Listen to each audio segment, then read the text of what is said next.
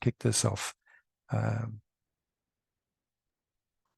Good morning and welcome to today's webinar and short demo. It's kind of a combination of both because I'm going to talk about what the problem is and what you need to do, and Jessica is going to show you how we can help solve that pain or relieve that pain. So it's about 45 minutes. I'll speak for about 15 or 20, and then I'll pass over to Jess. And if you have any questions, certainly put them in the Q&A, and we'll cover them. Cover them certainly at the end. We'll leave some time. So very simply, I'm going to talk about the standard, what's in the standard. Now, most of you looking at the attendee list today probably have read it at least once, but it's always good to hear somebody else's perspective on it, especially when they don't have to do it, you might say. So I'll give you my tuppence worth on that. And I thought, because I know from talking to a lot of you, you look at NIST and you look at 27001, and I thought it would be good to do a comparison, because if you have already got accreditation to another standard, maybe you've got a lot of this stuff done already. So we'll have a look at the stuff what's in NIST-2. Now, NIST-2 came out after the baseline standards came out, so there's now a misalignment, but we'll talk about that. And then I'll pass over to Jess, and she'll talk about how you might approach this and make progress. Okay. And I'll let Jess introduce herself when I pass over. I always like a good quote, and we're talking about security, and you're in the public sector, and isn't it true that most people want security in this world, not liberty? Mencken, who was a journalist, and I would say a satirist, he died back in the 50s, but there's lots of quotes from Mencken out there. Most people want security, and you in the public sector are in a unique place, because public sector hold a lot of our data, us, the public, and we expect it, don't we? We expect it to be held securely and not exposed. We, calQrisk, most of you know us, but for those who are coming on this webinar for the first time, we see ourselves as risk and compliance professionals like many of you, and we're members of different organizations just to keep our skills sharp. But we're also kept sharp, I think, by discussions with you and about solutions. We produce a GRC solution, governance, risk and compliance solution, where people can store all that risk and compliance information and produce reports as required. We also offer a risk advisory service, where we support organizations who may not have the full depth of risk and compliance expertise. And the software, I'd say this 3000 I must revise, because it's significantly more. We have lots of customers, but lots of customers also who use the software. And generally in the financial services space, not-for-profit, and in the public sector. That's the way we categorize it. So that's us. So, public sector cybersecurity baseline standards, to give it its full title, was published in November 22, or last published and updated. And this is significant because, as we'll see later, the NIST-2 was released, or if you like, NIST was updated and released in February of this year. So if you're looking to compare it with NIST, you have to go back to NIST 1. But and yet I would say there's a lot in the public sector baseline standard that is you'll find in NIST-2 as well. Okay. Well, clearly it's for all public bodies, but more specifically, I think it's aimed at the ICT department.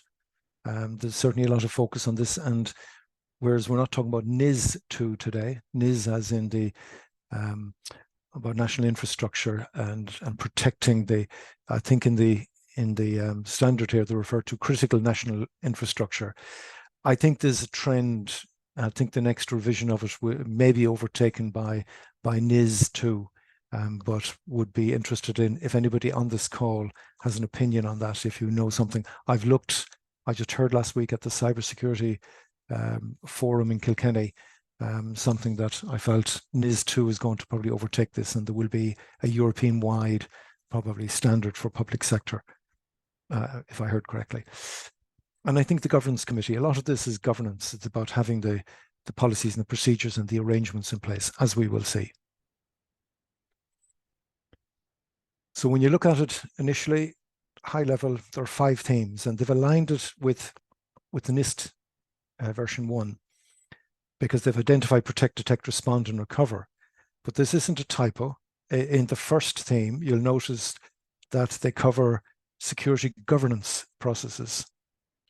And this is interesting because they wrote this before NIST-2 was out, and in NIST-2, they've added, and in NIST speak, they call them functions, these themes, and they've added a governance function. So there's 6 now in NIST-2. And when you look a bit closer again at this one, protect has 14 subsections. And I can tell you, if this was to be revised tomorrow, there would be 6 sections in it. There'd be definitely a govern, and there would be all of the identify stuff would be in an identify section. So it's a little bit misaligned, but I would say don't be troubled by that, because when you get down into the subsections, it's clear what is required. Just how they're grouped together might throw you a little bit at first, but don't panic. So I think there's room for this to go to 6 themes and take out the governance into its own. I'm going to look at each of them very briefly. We don't have time to go in any depth, but very briefly, just to, I suppose, give you, as I said, my tuppence worth. So the identify is more about governance. They talk about understanding the structures and the policies and processes. If it was governance, it would say you need to put these in place. Because it's identify, it's saying understand them, know what you have in place. So you do need to identify them, that you have these policies. Responsibility, that's clear. Clear lines of responsibility. Who's responsible? That has to be documented.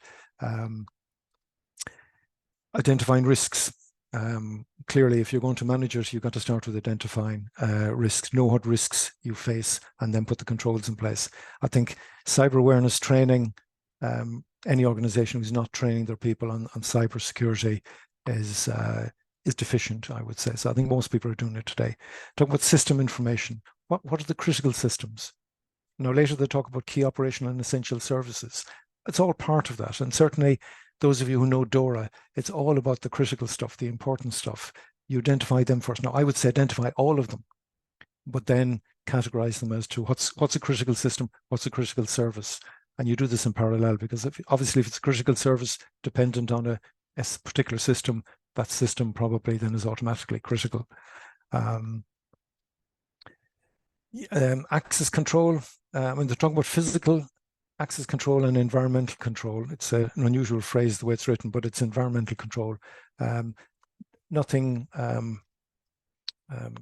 extraordinary in there, but I've noticed in the last few editions of all the standards that physical monitoring of physical access has gone up a little bit in the priority, and certainly environmental access. We are exposed to more extreme weather conditions. Is your IT is it well protected against severe weather events? I would say. You can see this as governance.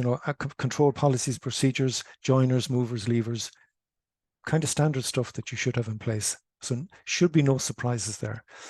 The protect, and I've put in gray here, identify, because there's, number 3 here, ICT digital resources, that's clearly identify. When you can't protect something unless you've identified it. But again, look at all of them. You need to do all of them. There is some very specific stuff in here that you won't find in other standards, like in the Active Directory, saying that you should do a system state backup. Now, whereas there are about 103 high-level requirements in the standard, the way it's laid out, there's a second column called guidance. But when you read the guidance, it reads more as guidance. It reads more as it's expected. So the guidance is almost more requirements, and I've counted 222. If I take all of those that are in the guidance, that is really saying this is expected. There's 222 things you have to do. And some of them are very specific, like the Active Directory, like wherever I have the email security, I mean, it's down saying have a DMARC record. I've never seen any standard give that level of prescription, but I mean, yes, you should have SPF and DMARC and DKIM, and it's amazing how many emails we reject today because they fail the DMARC. If you're developing applications, you know, have security by design and follow, as we do in our design, OWASP. It used to be called the Open Web Application Security Project. I think it's Open Worldwide Application Security Project now. So yeah, identify your assets and protect them. And there's lots of things you can do in the standards. There, as I said, there's a lot of detail in there, and there's a lot of the high level stuff. The detect. Okay, this is getting more aligned now with the NIST. You know, you have to know you're being attacked in the first place, and have procedures to respond to that, to the detect. And there's a lot of detail in here about logging the information, and you will need this to fulfill obligations with various regulators. They talk about CNI, the critical national infrastructure.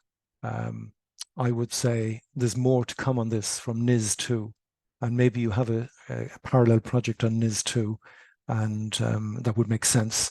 But certainly I would say if you're trying to get compliant with this by January, you'll be trying to get compliant with NIS for in 2025. I don't know the timing yet on that, but I'd imagine you will have time. A lot of detail on monitoring and continuously monitoring and looking for anomalous activity. That has become the norm now, I would say, that there's so many alerts, if you like, that systems are producing that it's hard for even a significant IT team to decide on which alert do they need to follow. So there's a lot more clever tools out there for spotting the anomalous activity. Why are you suddenly storing information on a server in Hong Kong where you don't do business with Hong Kong? Stuff like that.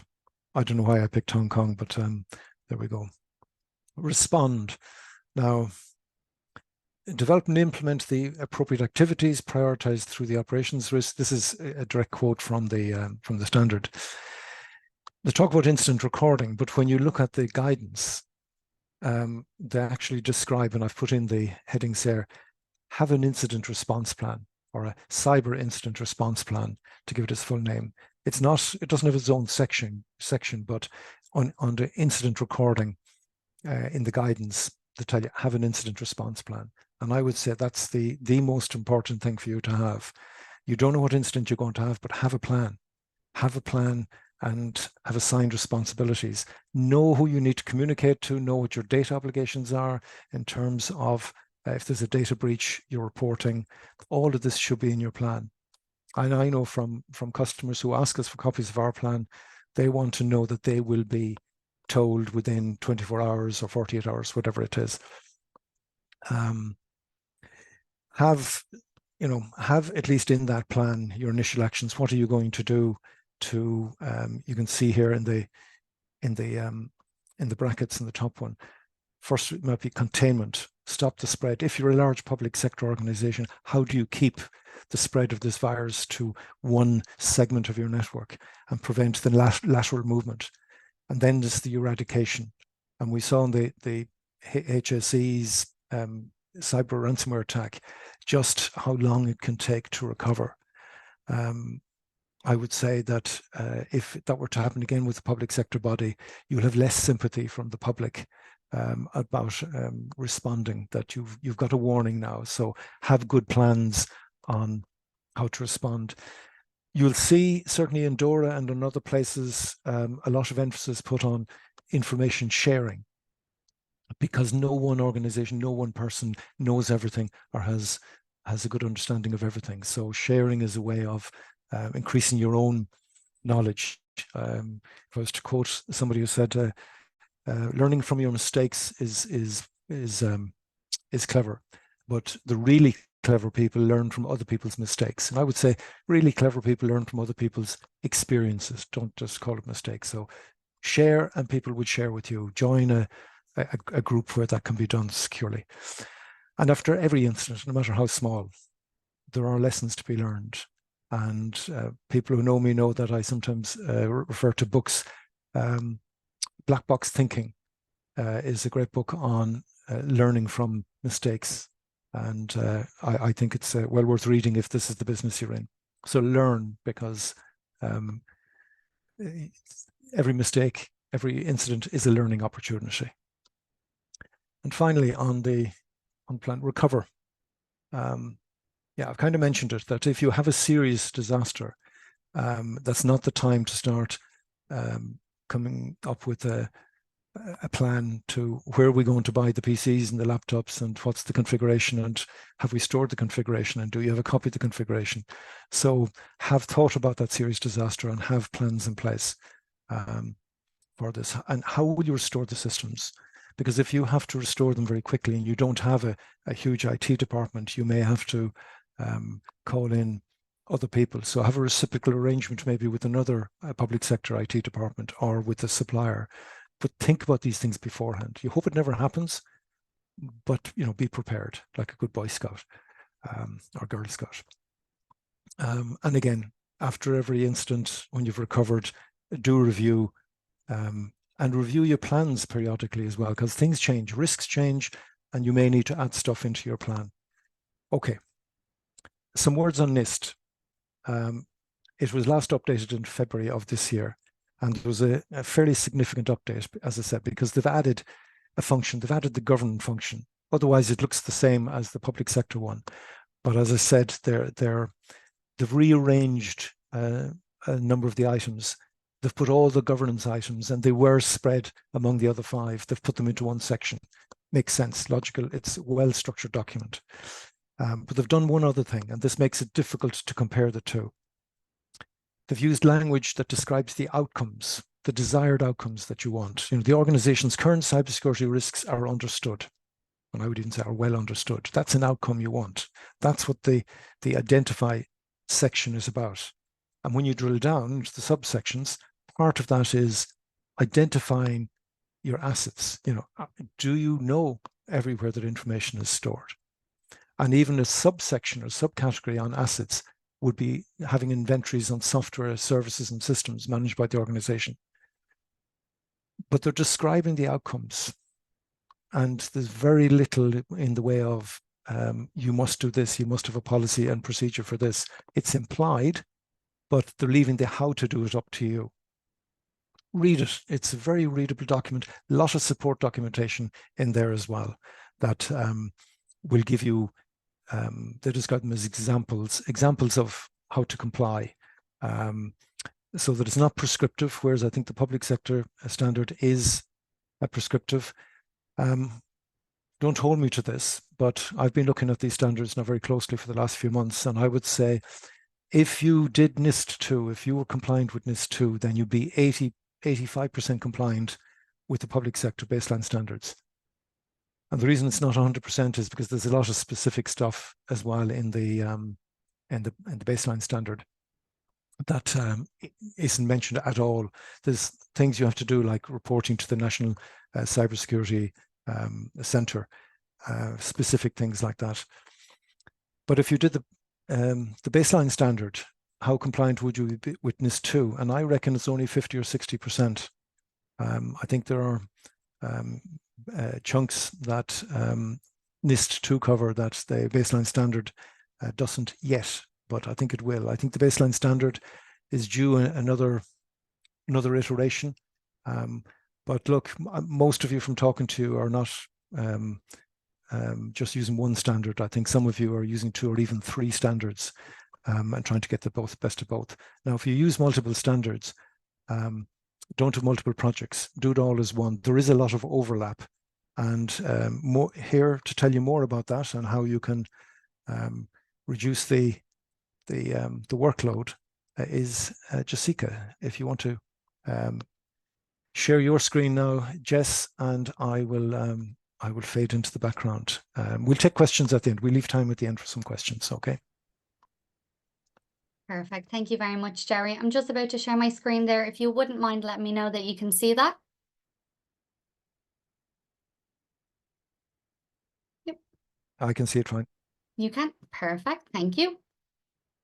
Great, I'm just going to minimize that screen down and get into the demonstration part of today's webinar.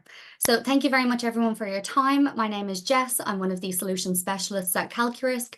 And as mentioned, I'm now going to step through a demonstration on what it's like from a user point of view to conduct a risk assessment on the public sector cybersecurity baseline standards. I'm going to show how we can create tasks based on calQrisk mitigation options and move towards some of our reporting outputs, including our dashboard. So if you have any questions, feel free to pop them into the Q&A or the chat box, and I'm sure we'll have plenty of time to get into them at the end. So as I'm logging in here, each user will have that unique username and password to log into calQrisk. And once logged on, they will immediately land on the risk portfolio screen. And this is where you can see the various categories of risk that you have in your calQrisk system. Before I jump into the technology category for the cybersecurity baseline standards, I thought I'd give a bit of background on where these risks are actually coming from. So at calQrisk, we do have that internal research team that reads through all sorts of guidance and standards and regulations and everything else. And they've created these self-assessment questionnaires that live in the system and are maintained by us. So what we have seen, and as Jerry has alluded to already, is substantial overlap there with NIST, ISO 27001 and the cybersecurity baseline standards. So to save our clients some time, and instead of answering the same question 3 to 5 times, essentially, we've tagged the questionnaires in calQrisk back to the regulation it applies to. So as the end user, you guys will answer the question once, but it will benchmark you against anywhere from 1 to 3 or 4 standards, showing how compliant you are versus non-compliant for each individual one. So it will save you time and remove unnecessary repetitive workload there too. So if we're jumping into an assessment here, I can click into my technology category, and immediately I am now presented with a suite of risks, again, coming from our knowledge base. This is my demo account. I'd just like to start off by saying that as well. So what we're seeing here is sample data. If this was a live account, you would have a lot more risks in this portfolio, adding up to around 222 questions for the baseline standards alone. So from this point of view, I can read through what I have in my sample of data at the moment and click into whichever risk it is I want to conduct an assessment on. So starting off with this, failure to prevent unauthorized access to systems and information. This can be my risk, for example, for today. You as the end user can document the source, the consequence, and even below that, we have the risk criteria that will live here on this screen for you. We can take any existing risk criteria and configure that into calQrisk for you. So during that onboarding process is when we'd really like to get that done, but it will mean that you don't have to change how you're currently evaluating risk today, simply because you would be interested in moving to a GRC solution. But based on this risk criteria, I will now set my inherent likelihood and my inherent consequence. At the moment, I can see this is set to a 4 by 5, which is giving me a starting point of 20. To highlight on this screen as well, you do have specific categories in here, so you can get quite particular with how you're categorizing risks in calQrisk. We have category, subcategory, and specific category, and then linking that back to a department, process, objective, a second objective, etc. Moving over to the analysis section is where we're going to see that gap analysis or self-assessment questionnaire that I've been referring to it as. This is really where you can see that work being done by the internal research team.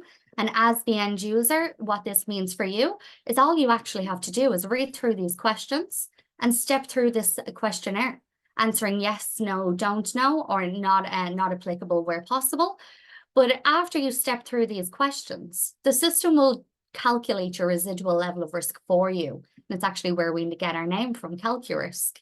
So for example, we're currently at a 12.76. If I change that no to a yes, we'll see that drop slightly to a 12.46.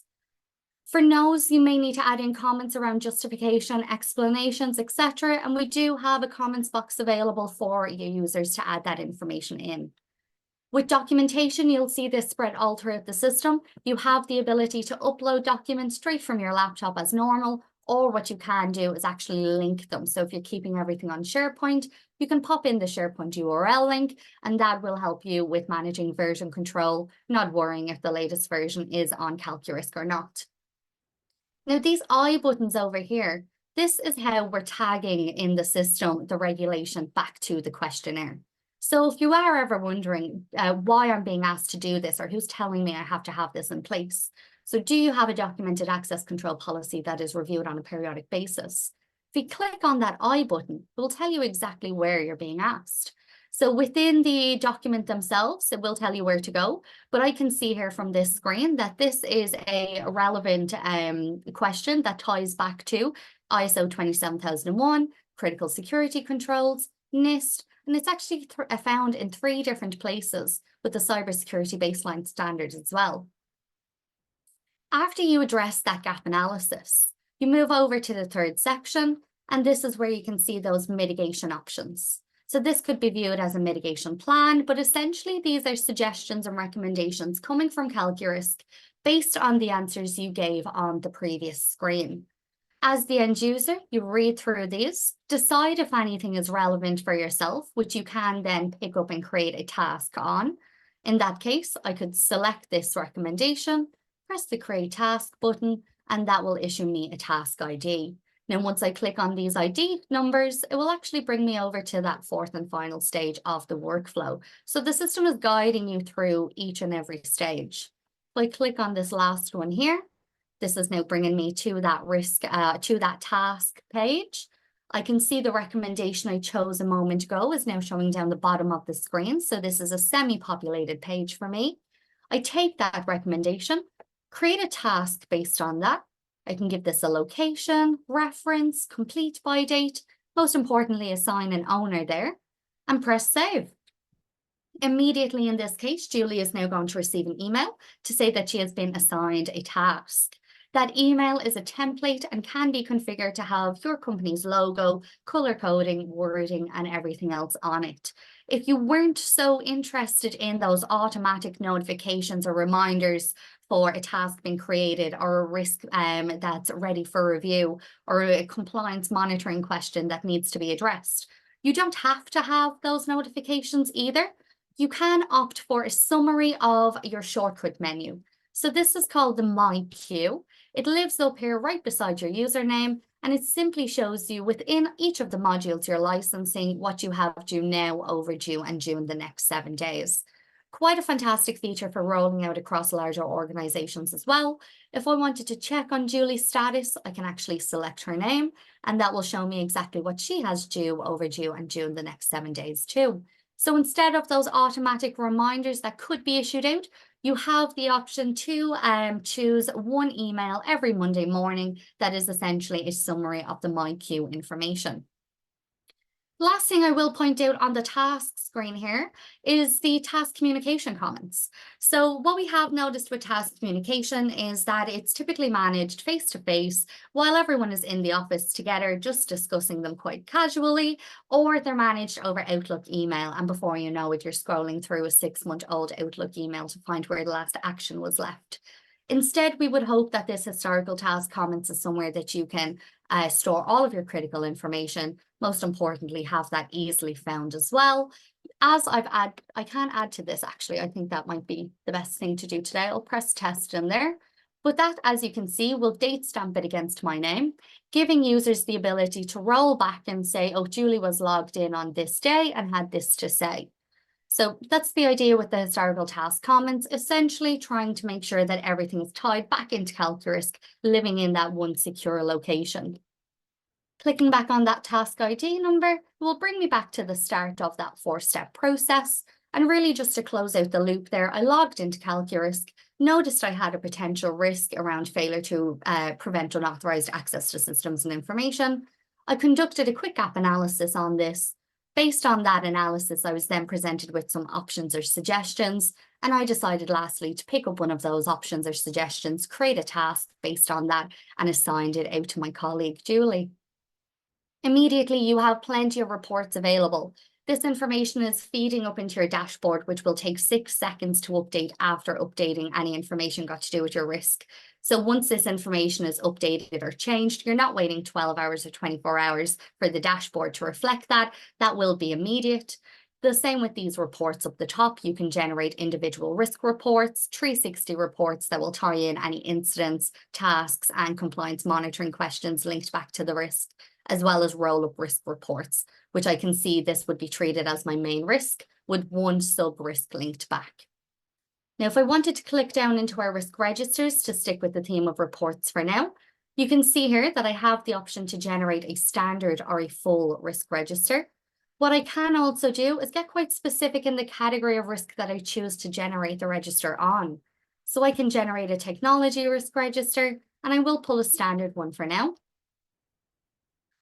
The idea with this is that it's not living on Excel, it's not requiring manual updates, and we don't have one individual sitting down anymore trying to compile a list of what controls you have in place. The system is going to do that legwork for you, hopefully giving you back some time there. You do still remain full control owner over all of this data. If you wanted to add or remove a column, if you wanted to see your company logo on this screen, all of that is possible. If you knew the risk ID number for the one that we've just gone through, I can actually search for that on this page, and it will show me exactly where that risk now falls on the register. Here I can see the ID, the category, the risk description, myself as the owner, our pre-control level of risk, which was a 20, my controls that I have in place, residual level of risk, and then mitigation options as well. And this information can live in calQrisk and easily be exported out to Excel, Word, and PDF. Up to the dashboard then to stick with that reporting outputs. This will take, as I said, 6 seconds to load, and now that all of this information is up to date. It is designed with the management team in mind. If the board were asking you, how compliant are we with X? This is exactly where you go. With the compliance widget, for example, I can see here this standard is showing the public sector cybersecurity baseline standards. I'm currently 77.5% compliant. If they wanted to know how non-compliant, I can see there I'm 21.6% non-compliant. If they wanted to know, and what are we going to do about that red segment? Click into it. You can drill into all aspects of this dashboard. It will then show you within the risks as well as the mitigation options. So everything that you essentially have to do to satisfy this particular standard. The one thing I haven't said so far is that the dashboard is a completely customizable and unique to each individual end user. So if I went up here to choose widgets, you'll see that we have widgets that correspond with all of our available modules today. So depending on what you license will depend on what you see up here. And you can then simply toggle on and off what is or is not relevant to yourself. Users can have multiple different forms of saved layouts depending on what hat you're wearing that day or what your focus is on. You might want to have a different view of the dashboard. The other thing to point out is that, as I mentioned, it was created with the management team in mind for the sole purpose of having a one-stop shop to give you an overview of your current position with relevant codes of practice, somewhere you can come in and see your highest ranking risks or focus on those overdue tasks. Each of these widgets can be popped out to make it look bigger on that screen. So if you are sharing on a big screen, you can also export each of these images too, or to make it that little bit easier as well, you could actually drag and drop it onto the likes of a PowerPoint. We had a look at the compliance widget there. For the top 10 risks, I can actually view this by category. So I could focus on just my technology category of risks. Or I can get, again, specific and say, no, let me focus on, again, the public sector cybersecurity baseline standards. I can drill into any of this information, and it will pull an excerpt from the risk register, essentially an individual risk report, showing me all of my controls, mitigation options, any tasks associated with this risk. And it will also show me my current level of rating with this risk compared to previous ratings too. Close that down. The same with your overdue tasks. You can drill down into all of this information if you want to see them by priority or type. Click into those tasks. You'll see the description, the status, the owner, and the department it's linked back to. So that right there would be our dashboard. It is difficult to get the board or managing directors involved or even excited to look at a report when it's a risk register that can look so kind of heavy and overly populated with detail. Instead, hopefully this will be that high level view of the organization's position with risk and compliance without being that static report. And I'm just conscious of time there, and I do want to make sure we have 5 minutes at the end for questions. So I'm going to quickly go down and now show you what one of our custom reports can look like. So we had a look at the out-of-the-box risk register, the customizable dashboards, And now I wanted to generate or pull up one of these reports, the NIST-based report that our CTO, Joyce, created for us a while ago. So we'll zoom in there. What you can see on this screen is NIST. So there will be a version available for NIS2, and it will include the additional function that has been added for governance. We could do something very similar again for the cybersecurity baseline standards. So on this one-page report, we have a clear overview of your position with NIST. You can see with the RAG rating of that red, amber, green color coding that your eye will be immediately drawn to those red sections. So showing you and focusing where your attention needs to be paid next. Other than that, really just to highlight on this page here, of course, I pointed out already the identify, protect, detect, respond, recover functions. Below that, you've got those 23 sub areas then as well. And then your 123 detailed controls, which amounts to around 204 questions, I suppose, in calQrisk. But the main point is that all of this information is very simply and clearly laid out on a one-page report. So this report, if anything, I hope is showing you the types of reports that's possible with calQrisk. And we do have a report designer tool that's embedded in the solution. So as long as that information is gathered or documented in the system, we are able to report on it. Now, I have already shown the My Queue feature. The last one to point out would probably be our support guides. So our support guides will live right here in the top right-hand corner.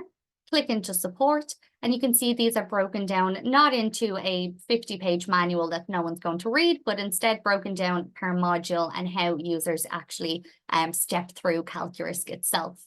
So if I wanted to, could come up here, stay on the screen of the risk I'm trying to do an assessment on, open up risk assessment there, click in that. That's showing me this is a 4-page report, so they're quite short, written in plain English with plenty of imagery to guide you through those first couple of weeks during that learning curve of onboarding the calQrisk system.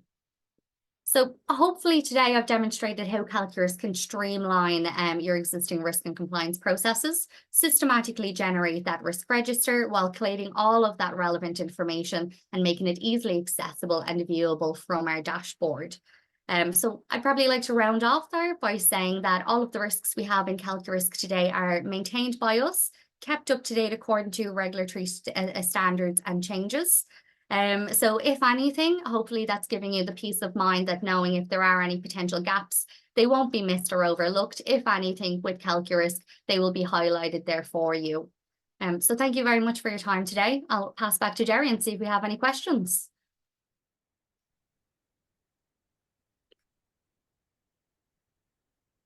Don't know why my camera does that every time. Thank you, Jess. That was very clear. We have a couple of questions, and we have a few minutes time. So I'll have a look at the questions. The first one is, how do we know if our government agency will have to comply with NIST-2? My understanding is the laws and texts are not ready yet, and also any agency with less than 50 employees and or less than 50 million euro will not have to comply with NIST-2. I suppose it's an interesting question because I always see standards as like minimum standards, and whether I have to comply with them or not is something I should be looking at if it's best practice. I always think standards are best practice. But also standards, there is an acceptance of the proportionality principle. So you can align with the standard. I say align with it. You may not do everything that's in the standard because some is just overkill for your size of organization. But I would encourage every organization to take some standard and align yourself with it. I'm not saying you have to get accreditation to it. We have accreditation to Cyber Essentials because that's what's relevant for us, and we get that accreditation every year. But I would say look at NIST-2. It's a very well researched document. It's very mature, lots of guidance, and I would put back the question to you: why wouldn't you? Why wouldn't you do anything that's in there? And I would say the same about DORA. You don't have to comply with DORA, but if you wanted to know what is good practice, read the DORA, Digital Operation Resilience Act. It's an act, it's a requirement for financial services companies. But look at it, even if it's just to get some low-hanging fruit and make your security posture better. So no, I don't think the government is going to mandate NIS2, but I think there's certainly language in there that's saying to align with the recognized standard. So you could pick 27001 or NIS2. I think they're the two that are most spoken about. Critical security controls, I hear less here. It seems to be more of an American thing, or cybersecurity insurance seem to have aligned with that one. Yeah, I think my honest opinion is I think when NIS2 about the national infrastructure, when those guidelines come out, I think there will be a European version of this baseline standard is what I think is going to happen to go along with critical national infrastructure. But guys, you can't have too much security, I would say. So certainly look at them. You know, I like NIST because it describes the outcomes and it leaves it up to you as to how you achieve that outcome. So it allows that flexibility for a large organization or a small organization. So the other one is a thank you. Thanks for that. Fiona, Sabrina was about to say that. Should we go with NIS2 rather than NIST2? Well, you're going to have to comply with NIS2, Sabrina. So I think we haven't seen it yet, but I think there will be a cyber baseline standard to go with it. NIS2 covers, I suppose, a lot of areas, but yeah, I think the next key topic, certainly in 2025, is going to be NIS2. We've seen in Ireland alone that it used to apply to about 400 companies, and now it applies to 4,000. That's quite a jump in terms of scope. So I think we're going to see a lot more discussion on that one now that more people have to comply with it. But look, NIST2 is in a language that non-IT people can read and can relate to, because it describes the outcomes, not a technical control that you have to put in place, but it describes the outcomes. And so good for risk and compliance people who may not be IT experts. Yeah, I would, to answer your question, with NIS2, I think you'd be, NIS2, you won't have any choice on that, but now I wouldn't wait for these to become law. I would be looking at what's best practice today and follow that. There's another, is there? There's another. Oops. I need to scroll down here if I can control my mouse. How can we integrate reports with our in-house reporting tool?